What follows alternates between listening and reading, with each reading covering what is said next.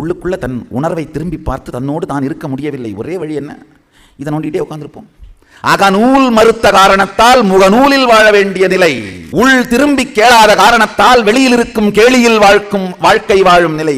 கேளினா வாட்ஸ்அப்புக்கான தமிழ் வார்த்தை கேளி, ட்விட்டருக்கான தமிழ் வார்த்தை சிரவி. அகநூலை புரட்ட முடியாத காரணத்தால் முகநூலிலேயே வாழ்க்கை போகிறது.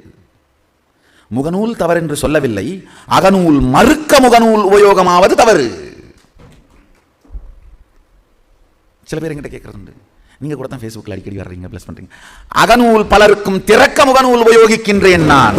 அகநூல் மறுத்தல்ல, அகநூல் திறக்க முகநூல்.